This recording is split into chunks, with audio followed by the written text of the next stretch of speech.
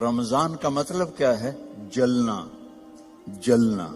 جلنے اور روزے کا کیا تعلق ہے کہ جب کوئی مومنہ روزہ رکھتے ہیں تو اللہ اس کے پچھلے گناہوں کو جلانا شروع کرتے ہیں۔ کس میں؟ اس کی بھوک کی آگ میں۔ دوسرا، پھر تیسرا، پھر چوتھا۔ جب آخری روزہ آتا ہے تو اس کے سارے گناہ جل کے راکھ ہو جاتے ہیں، وہ بالکل پاک ہو جاتا ہے۔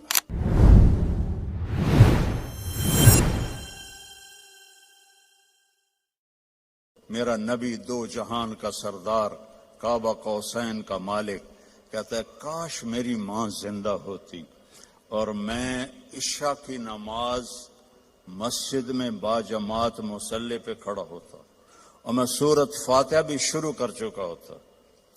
ادھر آپ کا گھر تھا، ادھر سے میری ماں کی آواز آتی محمد، تو میں نماز توڑ دیتا۔ میں کہتا لبیک اماں، آ رہا ہوں۔ فرض نماز، نفل نہیں، فرض نماز میں توڑ دیتا۔ آپ نے حضرت عمر سے فرمایا تیرے دور میں ایک شخص آئے گا، اس کا نام ہوگا اویس، اس کا قبیلہ ہوگا عامر، اس کی شاخ ہوگی کرن۔ جب وہ آئے تو تو اور علی اس سے دعا کروانا۔ وہ کہنے گے یا رسول اللہ، وہ کیا کرتا ہے وہ جو ہم دعا کروائیں؟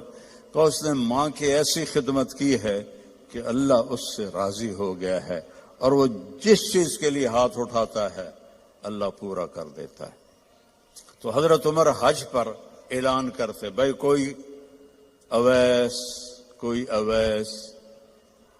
کئی سال گزر گئے تو آخر ایک سال آپ نے سارے حاجیوں کو اکٹھا کیا اور کہا بھائی یمنی کھڑے رہو باقی بیٹھ جاؤ۔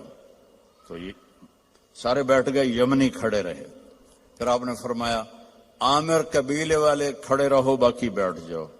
سارے بیٹھ گئے، تھوڑے سے کھڑے رہ گئے۔ پھر آپ نے فرمایا کرن کی شاخ والے کھڑے رہو باقی بیٹھ جاؤ۔ تو ایک آدمی کھڑا ہوا۔ آپ نے فرمایا تم کرنی ہو؟ کچھ اویس کو جانتے ہو؟ ہاں۔ تمہارا کیا لگتا ہے؟ کہ میرا بھتیجا ہے، سگا بھتیجا ہے، پر وہ تو ہلا ہوا ہے، کریک ہے، آپ اس کا کیوں پوچھ رہے ہیں؟ تو حضرت عمر کی آنکھوں میں آنسو آ گئے۔ کہ کریک وہ نہیں، کریک تو ہے، یہ بتا ہے کہاں؟ کہا ہم نے اس کو اونٹ چرانے کے لیے بھیجا ہے عرفات کی طرف۔ تو آپ نے حضرت علی کو ساتھ لیا اور بھاگم بھاگ اونٹ پر عرفات پہنچے تو دیکھا ایک درمیانے، آپ نے یہ بھی فرمایا اس کا قد ہوگا درمیانہ، اس کا رنگ ہوگا سیاہ، اس کو ہوئی ہوگی وہ برس کی بیماری جو کالا چٹا آدمی ہو جاتا ہے، وہ ٹھیک ہو گئی ہے، لیکن کمر پہ ابھی بھی ایک سفید داغ ہے اس کا۔ اتنی نشانیاں بتائیں۔ تو جب یہ دونوں حضرات پہنچے تو دیکھا تو وہ اویس ایک درخت کے نیچے نماز پڑھ رہے تھے اور اونٹ چر رہے تھے۔ یہ دونوں بیٹھ گئے پاس۔ اب یہ جب انہوں نے اویس کرنے نے دیکھ لیا بھئی دو آدمی ہیں، تو انہوں نے نماز اپنی شارٹ کر دی اور سلام پھیرا۔ تو حضرت عمر نے پوچھا کون ہو؟ کہنے لگے مزدور ہوں، مزدوری کرتا ہوں۔ کہ تمہارا نام کیا ہے؟ کہا اللہ کا بندہ ہوں۔ آپ نے فرمایا بھائی جو نام تیری ماں نے رکھا ہے وہ کیا ہے؟ اب وہ تو پہلی دفعہ حج پہ آئے تھے، نہ عمر کو جانتے نہ علی کو۔ وہ کہنے کہ بھائی تم کون ہو میری تفتیش کرنے والے؟ تو حضرت علی بولے یہ امیر المومنین عمر ہیں، میں علی ہوں۔ پھر وہ کانپنے لگے، حضور مجھ سے گستاخی ہو گئی، میں نے پہلے آپ کو کبھی دیکھا نہیں، مجھے معاف کر دیں۔ حضرت عمر نے فرمایا ہاتھ اٹھا۔ کہنے کہ میں آپ کے لیے، آپ میرے لیے ہاتھ اٹھائیں؟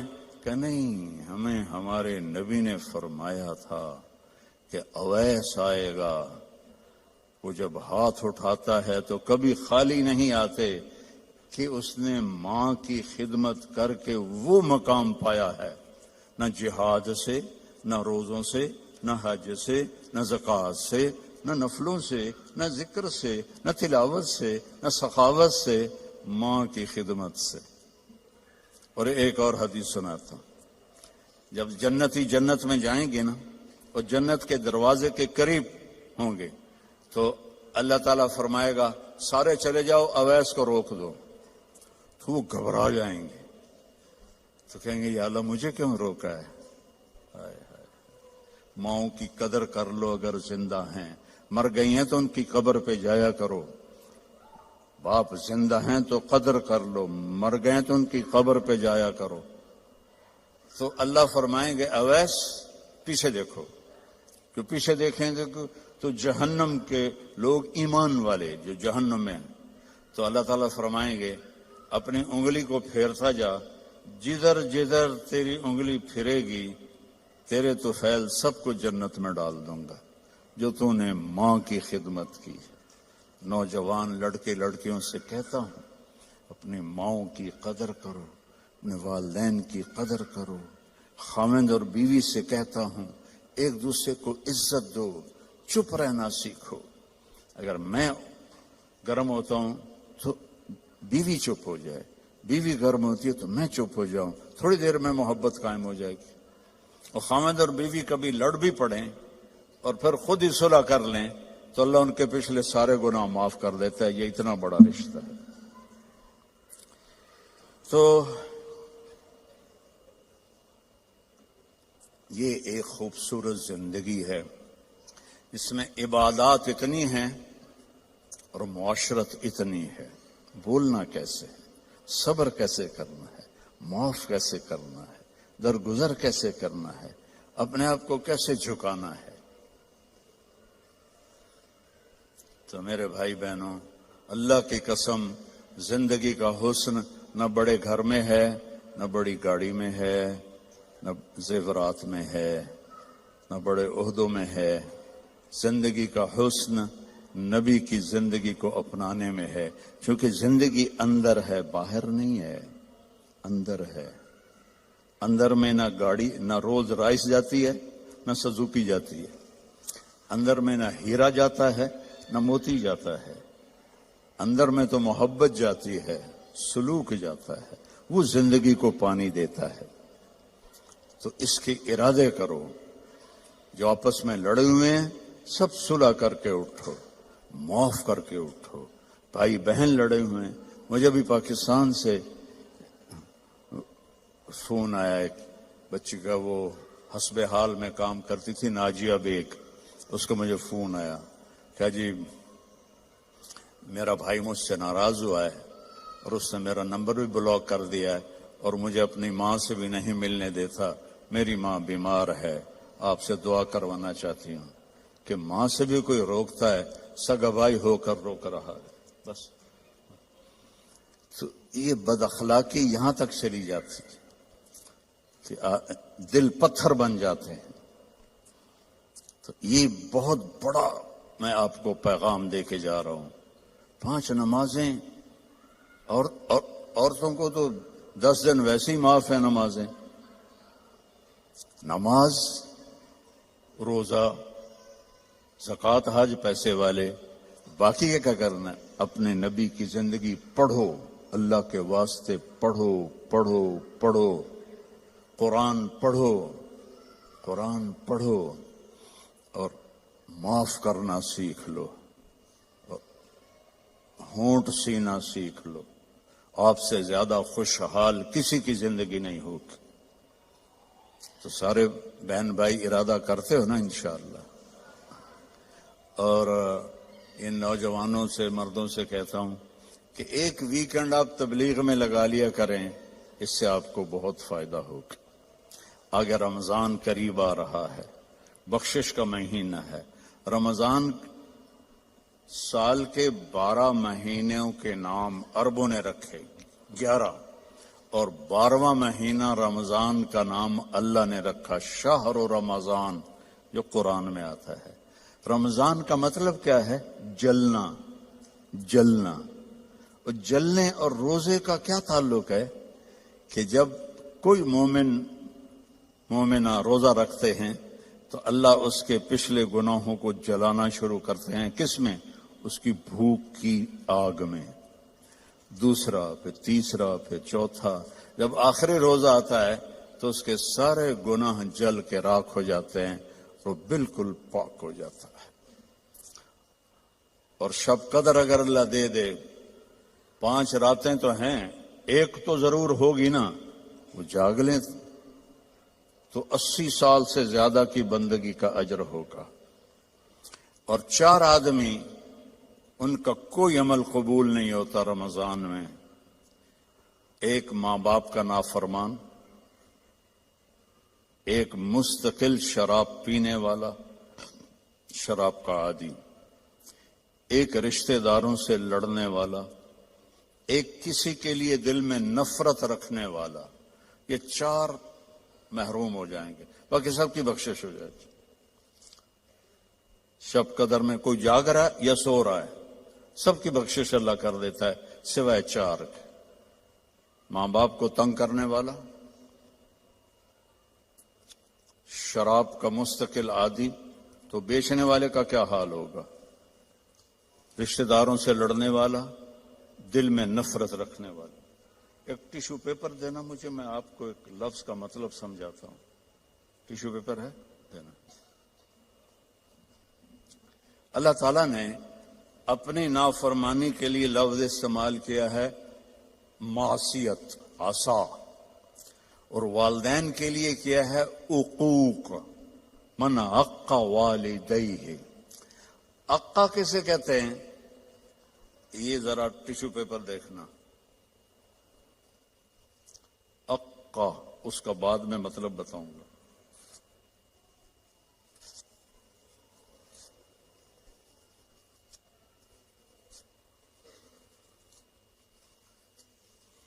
اب یہ جڑ سکتا ہے؟ کیسے پرزے پرزے ہو گیا ہے۔ جو والدین کو اتنا تنگ کرے کہ ان کا دل ایسے پرزے پرزے ہو جائے۔ عقا کا لفظ اپنے لیے اللہ نے کہا ہے نافرمانی، اور والدین کے لیے کہا ہے دل کو چیر کے رکھ دینا، دل کو چیر کے رکھ دینا۔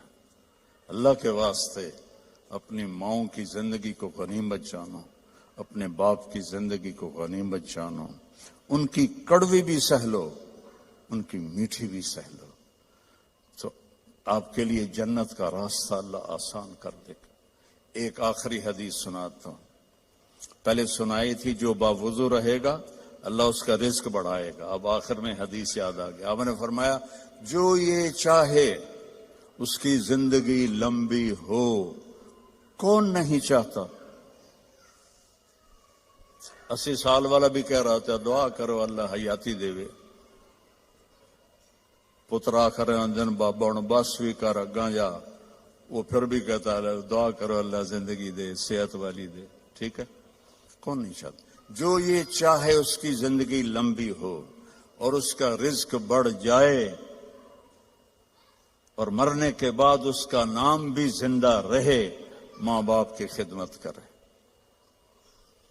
اور رشتہ داروں سے اچھا سلوک کرے۔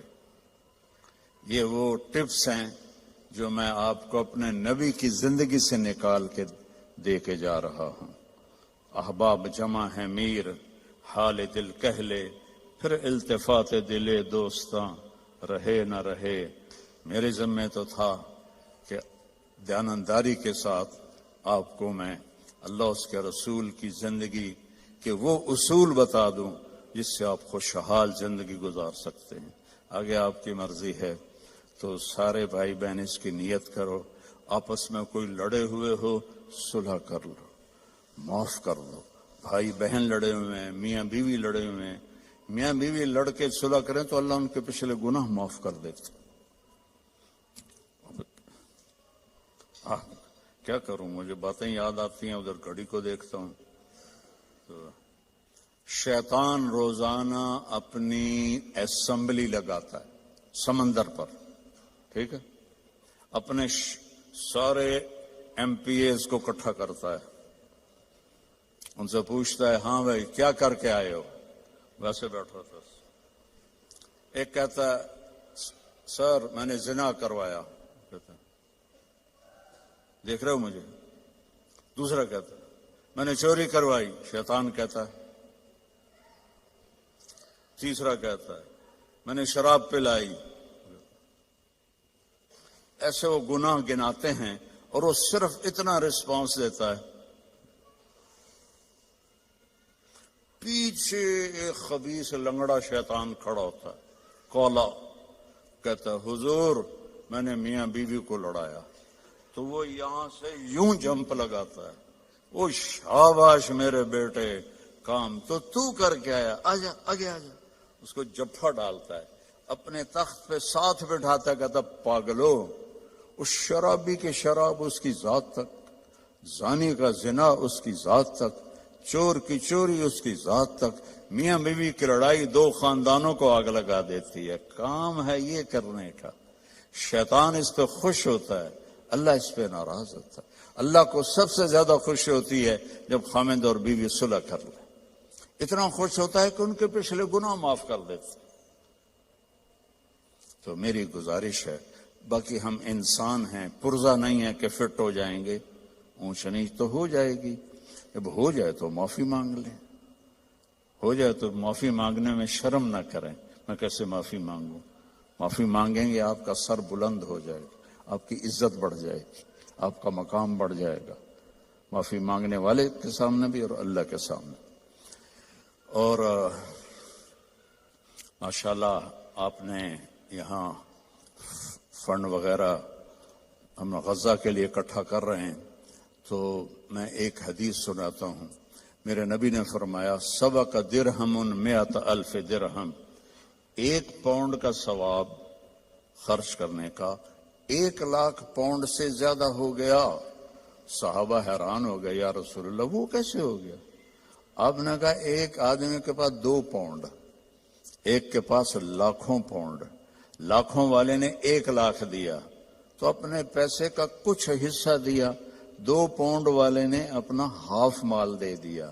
تو جب اللہ تولے گا نا قیامت کے دن تو اس 1 پاؤنڈ کا وزن 1,00,000 سے زیادہ ہوگا.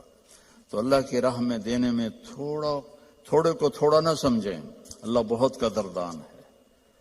تھوڑے کو تھوڑا نہ سمجھیں، اللہ بہت قدردان ہے. درود شریف پڑھو. اللہم لک الحمد کما انت اہلہ فصل علی محمد کما انت اہلہ وفعل بنا ما انت اہلہ انک اہل التقوی و اہل المغفرہ. یا اللہ یہ تیرے محبوب کی امت کے بندے بندیاں، جوان بوڑھے درمیانی عمر، سب تیرے سامنے ہاتھ اٹھائے ہوئے ہیں. اس غفلت کے ماحول میں ہم سب کی بخشش فرما دے، ہم سب سے راضی ہو جا. ان سارے آنے والے مہمانوں کی دنیاوی آخرت کی ہر عزت ان کو عطا فرما اور ہر ذلت سے ان کی حفاظت فرما. اور یا اللہ اپنی محبت دے، اپنے حبیب کی محبت دے.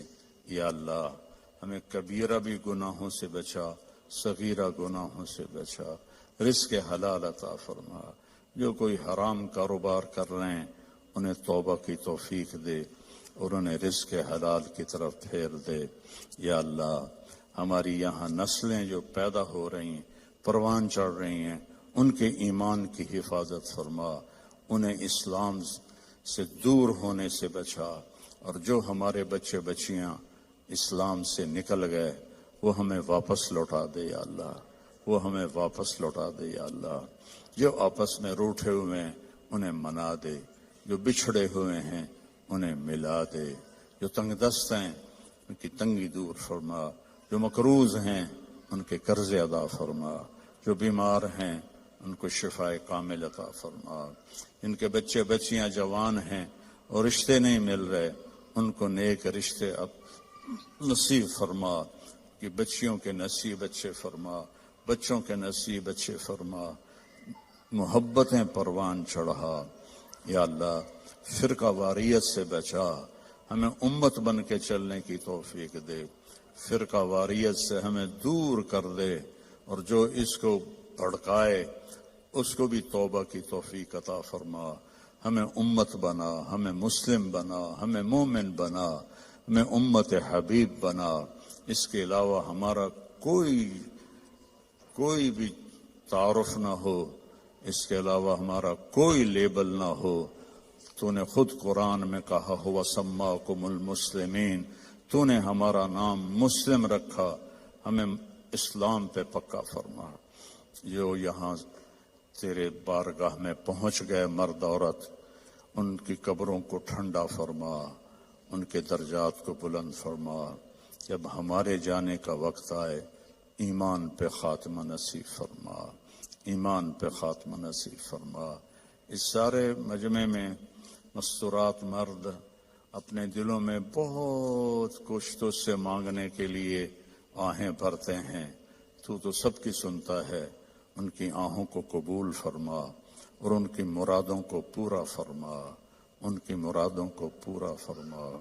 اور یا اللہ ہماری سلام فاؤنڈیشن اور MTJ فاؤنڈیشن، اس کی خدمت کو قبول فرما، اس میں برکت عطا فرما، اس میں کام کرنے والوں کو بابرکت بنا۔ یا اللہ تیری عزت کی قسم، تیرے بندوں کی مدد کے لیے ہاتھ پھیلایا ہے، ہمیں اس میں دیانتداری نصیب فرما، ہمیں اس میں دیانتداری نصیب فرما۔ اور ان